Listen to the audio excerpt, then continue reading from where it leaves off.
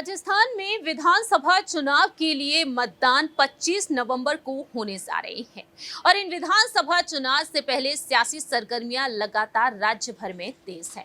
ऐसे में देखा जा रहा है कि कांग्रेस यहां पर एक बार फिर से सत्ता में आने का दावा कर रही है, लेकिन दूसरी ही तरफ बीजेपी की तरफ से यही कहा जा रहा है कि पीएम मोदी के चेहरे पर चुनाव लड़े जाएंगे।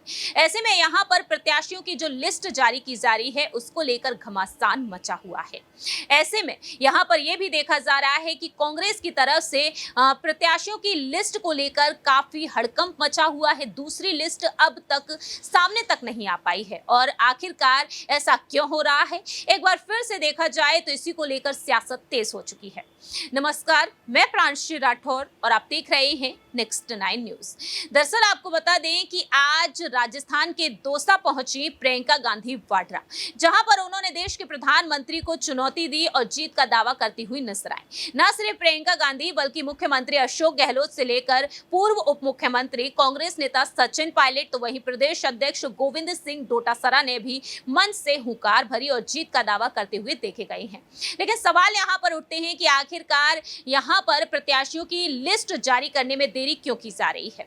ऐसे में आपको बता दें कि दावे लगातार यही किए गए हैं कि सचिन पायलट से लेकर मुख्यमंत्री अशोक गहलोत, गोविंद सिंह डोटासरा के अलावा यहां पर कई ऐसे नेता हैं जैसे कि अशोक चांदना, प्रताप सिंह खाचरियावास, दिव्या मदेरना, इन सभी को जिम्मेदारी मिल सकती है। और अब यहां पर एक बार फिर से लिस्ट को लेकर सियासी घमासान मचता हुआ नजर आ रहा है। दरअसल आपको बता दें कि केंद्रीय चुनाव समिति की बैठक इन दिनों चल रही है। कांग्रेस में सीईसी की बैठक के बाद राजस्थान में कांग्रेस के 106 उम्मीदवारों की सूची अटक चुकी है। कहा जा रहा है कि राहुल गांधी और सोनिया गांधी की आपत्ति के बाद कांग्रेस के उम्मीदवारों की सूची रोक दी गई है। हालांकि राजस्थान के मुख्यमंत्री अशोक गहलोत और सचिन पायलट के बीच अपने लोगों के टिकटों को लेकर सहमति बन चुकी थी, लेकिन राहुल गांधी कुछ नए लोगों को मौका देना चाहते हैं।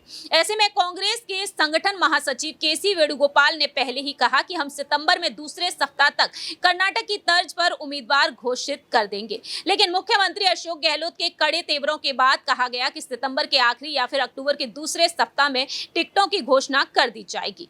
14 अक्टूबर को दिल्ली पहुंचे थे अशोक गहलोत, सीडब्ल्यूसी की बैठक हुई और देखा गया कि उन्होंने कहा कि 18 अक्टूबर को सीईसी की बैठक के बाद राजस्थान कांग्रेस के उम्मीदवारों की पहली सूची आ जाएगी। लेकिन यहां पर देखा गया है कि किस तरह से हड़कंप मचता हुआ नजर आ रहा है। दरअसल आपको बता दें कि इससे पहले कहा गया था कि 17 अक्टूबर की स्क्रीनिंग कमेटी की बैठक में सचिन पायलट और अशोक गहलोत के बीच कई बार तल्खियां हुई थी और इसके बाद यहां पर मधुसूदन मिस्त्री और स्क्रीनिंग कमेटी के सदस्य गौरव गोगोई ने मामले को संभालते हुए 106 उम्मीदवारों की सूची तैयार की। लेकिन अब कहा जा रहा है कि राहुल गांधी 18 अक्टूबर को कांग्रेस की बैठक में 106 उम्मीदवारों के सिंगल नाम देखकर नाराज हो गए। उनका कहना रहा कि एक सीट पर कम से कम 2 या 3 नाम होने चाहिए जिससे कि चर्चा हो सके।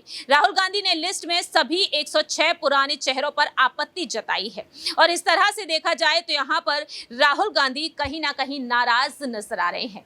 मालूम हो कि 25 सितंबर की रात जो घटनाक्रम हुआ, उस घटनाक्रम के चलते देखा गया कि सोनिया गांधी ने यहां पर 25 सितंबर को बगावत करने वाले शांति धारीवाल को कोटा उत्तर से नाम देखकर इनके खिलाफ अपनी बात रखी और यहां पर उनका कहना रहा कि इनके खिलाफ तो बहुत ही शिकायत है और यहां से उनका नाम हटाने को लेकर उन्होंने अपनी बात रखी। अब देखना यही होगा कि आने वाले वक्त में राहुल गांधी आखिरकार किन किन नए चेहरों को शामिल करेंगे, क्योंकि 25 सितंबर की रात जो घटनाक्रम हुआ उसमें देखा गया कि अशोक गहलोत के 92 विधायक इस्तीफा देने पहुंच गए थे सीपी जोशी को, क्योंकि वह नहीं चाहते थे कि मुख्यमंत्री पद पर सचिन पायलट आए। और ऐसे में शांति धारीवाल से लेकर महेश जोशी, धर्मेंद्र राठौड़ जैसे नेता अनुशासनहीनता के मामले में फंसते हुए नजर आए। अब आने वाले दिनों में यही देखना होगा कि आखिरकार यहां पर राहुल गांधी लिस्ट कब जारी करेंगे, कब नहीं, और आखिरकार वह किन किन नेताओं को मौका देंगे, ये भी काफी ज्यादा दिलचस्प होने वाला है। इस खास रिपोर्ट में इतना ही। बाकी की तमाम अपडेट्स के लिए आप देखते रहिए नेक्स्ट 9 न्यूज।